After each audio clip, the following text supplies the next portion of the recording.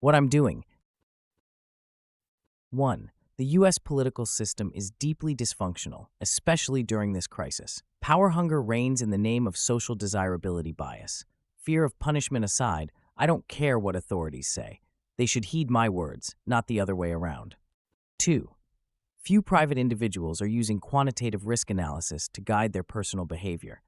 Fear of antagonizing such people aside, I don't care what they say either. 3. I am extremely interested in listening to the rare individuals who do use quantitative risk analysis to guide personal behavior. Keep up the good work, Life Coach Quants, with a special shout out to Rob Wiblin. 4. After listening, though, I shall keep my own counsel. As long as I maintain my normal intellectual hygiene, my betting record shows that my own counsel is highly reliable. 5. What does my own counsel say? While I wish better information were available, I now know enough to justify my return to 90% normal life. The rest of my immediate family agrees. What does this entail? Above all, I am now happy to socialize in person with friends. I am happy to let my children play with other kids. I am also willing to not only eat takeout food, but dine in restaurants. I am pleased to accommodate nervous friends by socializing outdoors and otherwise putting them at ease. Yet personally, I am at ease either way. 6. I will still take precautions comparable to wearing a seatbelt. I will wear a mask and gloves to shop in high-traffic places, such as grocery stores. I will continue to keep my distance from nervous and/or high-risk strangers. CaplyCon 2020 will be delayed until winter at the earliest. Alas. 7. Tyler suggests that people like me are worse at intertemporal substitution than I had thought.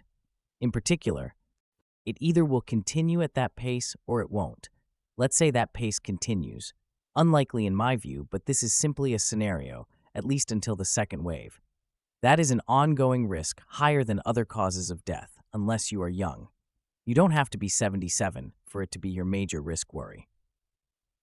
Death from coronavirus is plausibly my single highest worry, but it is still only a tiny share of my total risk, and the cost of strict risk reduction is high for me. Avoiding everyone except my immediate family makes my everyday much worse. An intertemporal substitution is barely helpful. Doubling my level of socializing in 2022 to compensate for severe isolation in 2020 won't make me feel better. Alternatively, let's say the pace of those deaths will fall soon, and furthermore, let's say it will fall by a lot. The near future will be a lot safer, which is all the more reason to play it very safe right now, because your per-week risk is currently fairly high in many, not all parts of America. Stay at home and wear a mask when you do go out. If need be, make up for that behavior in the near future by indulging in excess. Suppose Tyler found out that an accident-free car were coming in 2022. Would he intertemporally substitute by ceasing driving until then? I doubt it. In any case, what I really expect is at least 6 more months of moderately elevated risk. My risk is far from awful now. My best guess is that I'm choosing a 1 in 12,000 marginal increase in the risk of death from coronavirus. But this risk won't fall below 1 in 50,000 during the next 6 months, and moderate second waves are likely. Bottom line, the risk is mild enough for me to comfortably face and too durable for me to comfortably avoid. 8. The risk analysis is radically different for people with underlying health conditions. Many of them are my friends. To such friends, I fully support your decision to avoid me, but I am happy to flexibly accommodate you if you too detest the isolation. I also urge you to reduce your personal risk, but it's not my place to nag you to your face. 9. What about high-risk strangers? I'm happy to take reasonable measures to reduce their risk. If you're wearing a mask, I treat that as a request for extra distance, and I honor it. But I'm not going to isolate myself out of fear of infecting high-risk people who won't isolate themselves. 10. Most smart people aren't doing what I'm doing. Shouldn't I be worried? Only slightly. Even smart people are prone to herding and hysteria.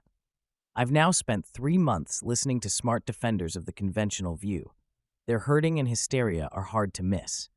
Granted, non-smart contrarians sound even worse, but smart contrarians make the most sense of all. 11. Even if I'm right, Wouldn't it be more prudent for me to act on my beliefs without publicizing them?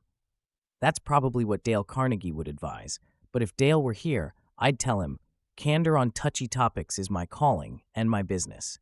It's worked well for me so far, and I shall stay the course.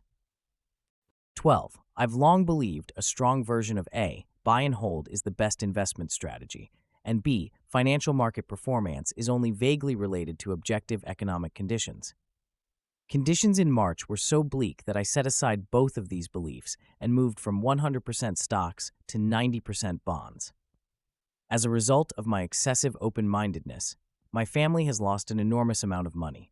The situation is so weird that I'm going to wait until January to return to my normal investment strategy. After that, I will never again deviate from buy and hold. Never. June 2nd, 2020.